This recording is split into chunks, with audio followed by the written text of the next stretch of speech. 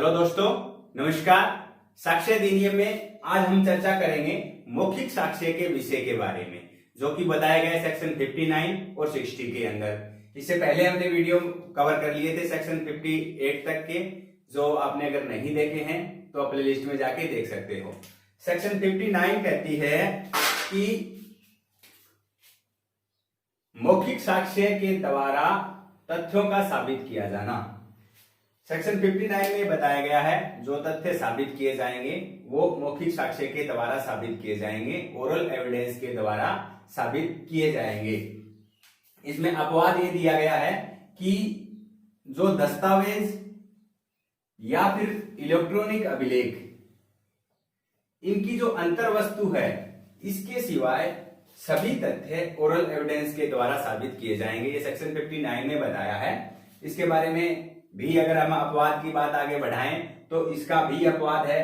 Section जो दस्तावेज और इलेक्ट्रॉनिक अभिलेख का, जो हमने 22 और 22A के अंदर हमने पढ़ा था कि इसके बारे में भी इलेक्ट्रॉनिक अभिलेख कब दे सकते हैं, जिसके बारे में हमने सेक्शन 22 में पढ़ लिया था कि अगर दस्तावेज या इलेक्ट्रॉनिक अभिलेख की अंतर वस्तु का मौखिक साक्ष्य देना है तो उसके लिए पहले ये साबित होना चाहिए कि वो जो ओरिजिनल है वो नहीं है, अवेलेबल नहीं है। तो उस स्थिति में जो सेक्शन 55 का जो क्राइटेरिया पूरा 65 का क्राइटेरिया अगर पूरा करता है तो अंतर वस्तु का मौखिक साक्ष्य दिया जा सकता है। लेकिन उस बारे में चर्चा हमें नहीं करनी है। हमें चर्चा ये करनी है कि मौखिक साक्ष्य जो है वो तथ्यों का जो है मौखिक साक्ष्य के द्वारा साबित किया जाना किस प्रकार से।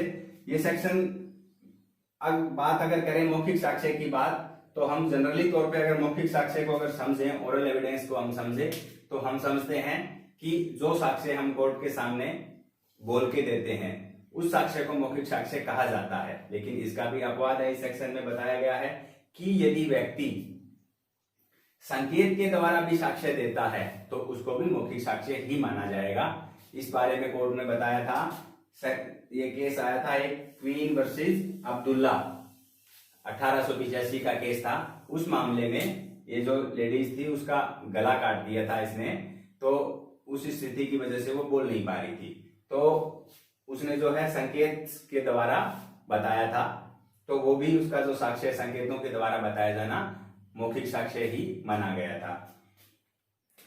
ओरल एविडेंस है वो शपथ पे लिए जाते हैं। वो हमें हर समय हम देखते ही रहते हैं पिक्चरों वगैरह में, मैं जी शपथ लेता हूँ, जो भी कहूंगा सच के सिवा कुछ नहीं कहूंगा। तो ये जो है मौखिक साक्ष्य है वो शपथ पे लिए जाते हैं। हालांकि इनकी एविडेंशियल वैल्यू जो दस्तावेजी साक्ष्य है उसकी तुलना में कम है, क्योंकि मौखिक साक्ष्य का कोई वो नहीं है, जो व्यक्ति मुझसे बोल रहा है वो पलट भी सकता है, आज क्या बोल रहा है कल क्या बोल रहा है उसकी कोई, इस वजह से इनकी रिलायबिलिटी कम होती है मौखिक साक्ष्यों की। अब और इसका एक अपवाद के बारे में बात करें तो सेक्शन 119 एविडेंस एक्ट के अंदर बताया गया है कि जो साक्षी है वो बोल नहीं सकता, तो क्या उसके द्वारा दिया गया साक्ष्य ओरल एविडेंस होगा या नहीं होगा। तो वो जो साक्षी बोल नहीं सकता, वो अगर ओपन कोर्ट के अंदर आके जो साक्ष्य देगा, चाहे वो किसी भी तरीके से, संकेत से, भाव भंगिमाओं से, इशारे से, जिस भी प्रकार से वो व्यक्ति अपना साक्ष्य ओपन कोर्ट के अंदर देगा, तो उसका वो साक्ष्य देना भी मौखिक साक्ष्य में ही काउंट किया जाएगा। तो जनरली तौर पे सेक्शन 59 कहती है कि साक्ष्य जो है, जो तथ्य है वो साबित किया जाएगा मौखिक साक्ष्य के द्वारा। और मौखिक साक्ष्य के अंदर क्या क्या चीजें काउंट होगी वो भी हमने समझ लिया कि जो संकेत से, इशारे से या और भी किसी माध्यम से कोर्ट के अंदर जो साक्ष्य दिया जाता है उसे ओरल एविडेंस ही कहा जाता है, और ये शपथ पे लिए जाते हैं। ये बताती है सेक्शन 59। अब लेते हैं नेक्स्ट सेक्शन की, सेक्शन 60।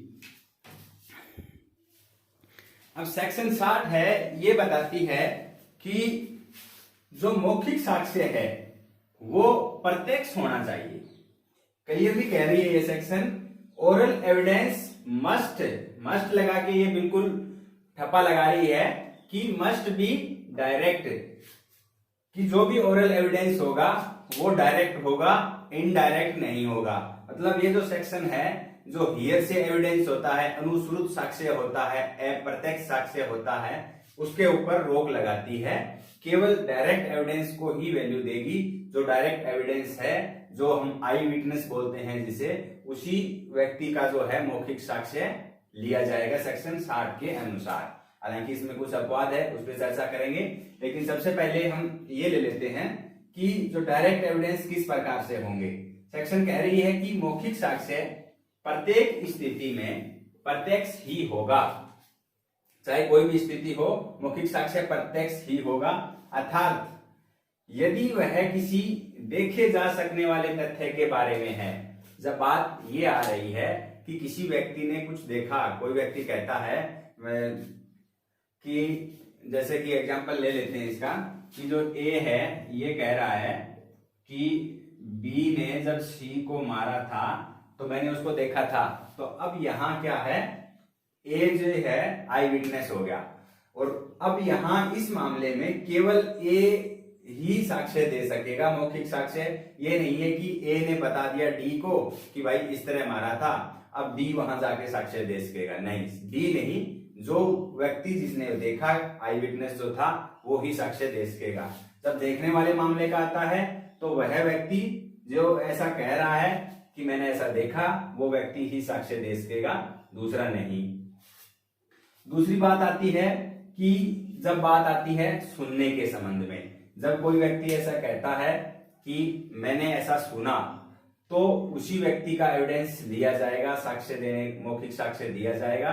जो व्यक्ति ऐसे कह रहा है कि मैंने सुना, जैसे कि ए कहता है कि मैंने बी को ये कहते हुए सुना कि मैं कल जो है सी को किसी पुल के ऊपर निपटा दूंगा, तो मार दूंगा, तो ये यहाँ ए ने सुना, तो ये ए के ही साक्ष्य देने के लिए बुलाया जाएगा, यहाँ अन्यत्र व्यक्ति को नहीं बुलाया जाएगा। ये कहती है सेक्शन 60। थर्ड पॉइंट इसका कहता है कि यदि वह इंद्रियों के द्वारा या किसी अन्य रीति से उसको बोध हुआ हो किसी व्यक्ति को, और उस मामले में भी वही व्यक्ति साक्ष्य देगा जो जिस व्यक्ति ने ऐसा महसूस किया या जिस व्यक्ति को ऐसा बोध हुआ जिस चीज का। जैसे कि बात कर रहे हैं इंद्रियों के बारे में, तो कुछ स्मेल वगैरह, कुछ खुशबू बदबू कुछ उसे आई हो, और जिस व्यक्ति को ऐसा फील हुआ, मान लिया आग लगने की बात आती है तो उस टाइप से, तो उसकी जलने की कुछ जो है सुगंध वगैरह जिस व्यक्ति ने महसूस की, तो जिसने महसूस की वो ही साक्ष्य देगा। चौथी बात इसमें बात कर रहा है कि राय या उसके आधारों पर अगर बात आधारित है, जो हम सेक्शन 45 से लेकर 51 के अंदर पढ़ चुके हैं, तो जिस व्यक्ति ने वो राय आधारित की, जिस आधार पे जिस व्यक्ति ने जो राय बनाई थी, उसी व्यक्ति का ही साक्ष्य लिया जाएगा, वो ही व्यक्ति साक्ष्य देगा। अब बात करते हैं इस सेक्शन के अपवाद की। इसमें अपवाद ये दिया गया है कि यदि विशेषज्ञ की राय का मामला आता है, तो जो सामान्यतः जो राय बनाते हैं विशेषज्ञों की राय के संबंध में, कई बार क्या है, न्यायालय जो किसी चीज उसकी राय के बारे में किसी बुक के अंदर मेंशन किया हुआ है और उस आधार पे राय बनानी होती है, तो अब किसी पुस्तक के अंदर अभिव्यक्त है। अब डायरेक्ट एविडेंस की बात करें तो जो उस पुस्तक को जिसने लिखा, जो राइटर था, अब वो राइटर को तो हर जगह नहीं बुलाया जा सकता। अब वो राइटर या तो हो सकता है वो राइटर मर गया हो, या इतनी दूर है कि उसे बुलाना बहुत एक्सपेंसिव हो जाएगा, या फिर वो नहीं मिल सकता। जो कंडीशन सेक्शन 32 के अंदर जो बताई गई है, वो सारी वाली वो कंडीशन अगर हो जाती है, तो उस स्थिति में क्या है, उस ऑथर को नहीं बुला के उस बुक के द्वारा ही उसको साबित किया जा सकेगा। तो ये इस सेक्शन का अपवाद बताता है। दूसरा अपवाद ये बताता है कि यदि मौखिक साक्ष्य है वो किसी भौतिक चीज की दशा या उसके अस्तित्व के बारे में है, तो अब जरूरी नहीं है कि उस हर बार वो जो भौतिक चीज है, मान लीजिए किसी पहाड़ी के ऊपर से कुछ बात होती है, तो उस मामले में क्या है, पहाड़ी को तो कोर्ट के अंदर नहीं लाया जा सकता, लेकिन अगर पॉसिबिलिटी है तो उस वस्तु को कोर्ट के अंदर पेश करने का भी कोर्ट आदेश दे सकता है। उसे स्वयं देख के उसकी दशा और उस अस्तित्व के बारे में साक्ष्य लिया जा सकता है। ये बताती है अपनी सेक्शन 60। मूल रूप से बात सेक्शन यही करती है कि एविडेंस जो होगा वो प्रत्यक्ष होगा, डायरेक्ट होगा। जो व्यक्ति ऐसा कह रहा है, सुन रहा है, जिसने देखा, सुना, महसूस किया या किसी ने राय बनाई, तो जिसने ऐसा किया वो ही व्यक्ति मौखिक साक्ष्य देगा, कोई अन्य व्यक्ति नहीं देगा। यानी कि जो अनुश्रुत साक्ष्य है, हियरसे एविडेंस है, उस सेक्शन उसको ये सेक्शन नहीं मानती है। लेकिन कुछ एक कंडीशन के अंदर ये सेक्शन हियरसे एविडेंस को भी मानती है। हियरसे एविडेंस का मतलब समझ रहे हैं हम कि सुनी सुनाई बात, जैसे कि मैंने कुछ देखा और मैंने दूसरे व्यक्ति को बता दिया, दूसरे ने तीसरे को बता दिया, तो वो वाली बात है। हालांकि कोर्ट इग्नोर करता है, क्योंकि जैसे मैंने देखा और मैंने दूसरे को बताया तो मैंने मॉडिफिकेशन कर दिया कुछ, तो फिर दूसरे ने मॉडिफिकेशन कर दिया, 2-3 तक जाते हैं तो उस बात का पता ही नहीं चलता कि क्या बात हुई थी, तो इस वजह से उसको नहीं माना जाता। लेकिन कई दशाओं में अनुश्रुत साक्ष्य जो हियरसे एविडेंस है, एविडेंस एक्ट में माना गया है, जिससे कि हम जैसे 45 से 51 के अंदर हम पढ़ते हैं, या फिर बात करते हैं हम रेस गेस्टाई की, जो सेक्शन 6 के अंदर बताया है, तो रेस गेस्टे भी हियरसे एविडेंस को कुछ हद तक मानता है। और बात करें तो सेक्शन 32-33 के अंदर भी जो है इस साक्ष्य को माना गया है। और जो सेक्शन 16-17 में जो सेंस स्वीकृति और स्वीकृति की बात करते हैं, उस मामले में भी हियरसे एविडेंस मान लिया जाता है, लेकिन हर जगह नहीं है। और इस सेक्शन में मूल रूप से देखा जाए तो हियरसे एविडेंस को अवॉइड करती है, बल्कि जो डायरेक्ट एविडेंस है उसी को ही मानती है।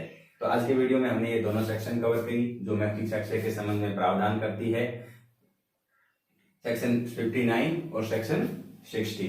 तो उम्मीद करूंगा कि आपको ये बेहतर से समझ आई होगी। फिर भी कोई रहा कंफ्यूजन तो कमेंट कीजिए। मिलते हैं नेक्स्ट वीडियो में।